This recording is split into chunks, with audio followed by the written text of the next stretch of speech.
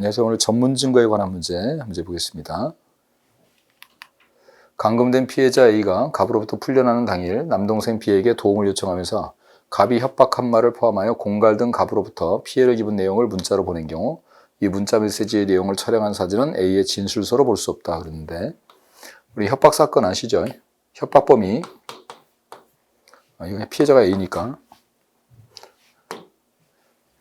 자, 협박범이 X가 A에게 협박을 합니다. 그래서 협박 문자를 보내죠. 그리고 A가 동생에게 내가 이렇게 협박을 당했다는 문자를 보냈을 때 이 협박 문자는 협박을 하는 거죠. 지금 이 협박의 증거물입니다. 살인죄의 칼하고 똑같은 거죠. 따라서 이거는 전문 증거가 될 수 없는 것이고, 다만 이거는 내가 동생한테 얘기를 하고 있는 거잖아요. 그래서 얘기하는 것과 똑같으니까 전문 증거고, 이건 서류하고 똑같이 보니까 A가 작성한 진술서처럼 보는 거죠. 그래서 전문 증거가 됩니다. 자, 갑이 수표를 발행했으나 예금 부족으로 지급되지 않게 하였다는 부정수표 단서 위반의 공사실을 증명하기 위해서 제출된 수표는 증거물인 서면에 해당한다. 자, 우리 전문 증거를 검토할 때 자, 이 두 가지 확인하라고 그랬죠. 일단 이게 사람인지 사람이 아닌지를 보시고, 사람일 때는 목격자인지를 꼭 검토하셔야 돼요. 그래서 목격자면 전문 증거가 아닌 거고, 목격자가 아니면 전문 증거가 되는 겁니다. 그 다음에 사람이 아닌 게 나왔을 때는 이게 증거물인지를 보셔야 돼요. 증거물, 즉 비진술 증거라면 비진술 증거는 전문 증거가 될 수 없기 때문에 이걸 검토하시도록. 그래서 증거물일 때는 전문 증거 아니고, 증거물이 아니라 일반 우리가 말하는 진술 증거, 사람의 말을 얘기한 거에 할 때는 전문 증거가 됩니다. 그래서 목격자인지 증거물인지를 보셔야 돼요. 자, 이거는 수표니까 이쪽 파트를 검토하셔가지고 이게 증거물인지를 봐야 됩니다. 부정수표, 자, 수표가 부도났을 때 부도가 났다는 걸 증명하는 것은 그 부도난 수표입니다. 수표는 증거물이 됩니다.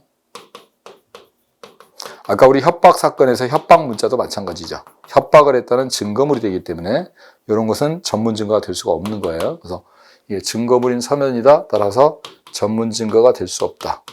이렇게 기억을 하시고, 자, A가 B에게 행한 진술이 기재된 서류가 A가 그러한 내용에 진술하였다는 사실 자체에 대한 정황 증거로 사용될 것이라는 이유로 서류의 증거를 인정한 다음 그 사실을 다시 A의 B에 대한 진술 내용이나 그 진실성을 증명하는 간접 사실로 사용하는 경우는 그 서류는 전문 증거에 해당한다. 자, 진술했다는 것 사실 자체. 자, 사실 자체를 증명하는 것은 이거는 증거물로서 역할을 하는 겁니다. 그래서 이거는 전문 증거 아닌 거고, 내용의 진실성.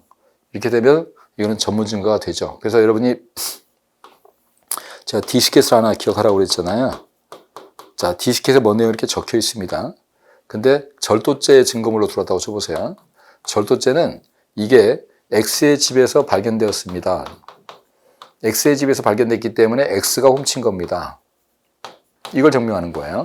절도죄는 이 디스켓이 X의 집에 있었는가가 중요한 겁니다. 그래서 이거는 거기에 존재했다는 자체, 이게 중점이 돼요.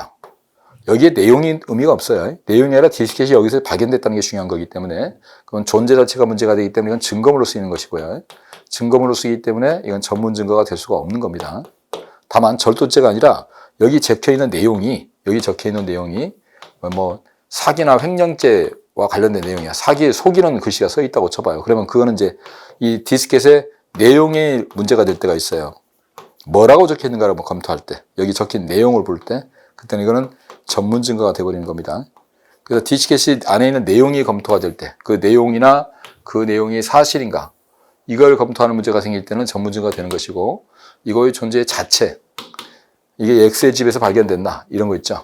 그럴 때는 전문 증거가 아닌 겁니다. 그럼 사람의 말도 말을 했다는 것 자체, 그리고 말을 한 내용, 요거에 따라서 얘는 전문 증거가 아닌 거고 얘는 전문 증거가 되는 거예요.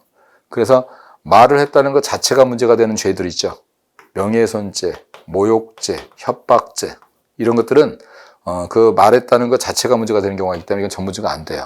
근데 내용이 문제가 되는 것들은 일단은 전문 증거가 됩니다. 그래서 이 틀을 좀 잘 잡고 계셔야 전문 증거 아닌지를 확인할 수 있습니다. 자, 4번에 A가 피해자들을 흉기로 살해하면서 이것은 신의 명령을 집행하는 것이라고 말했는데, 이 말을 들은 B가 법정에서 정신 상태를 증명하기 위해서 그 내용을 증언하는 경우 이 진술은 전문 증거에 해당하지 않는다 그랬습니다. 왜냐하면 얘가 이 말을 했냐 안 했냐의 문제예요. 이것도 역시 마찬가지. 얘가 신의 명령을 정말 집행하는지를 우리가 알고 싶은 게 아니잖아요.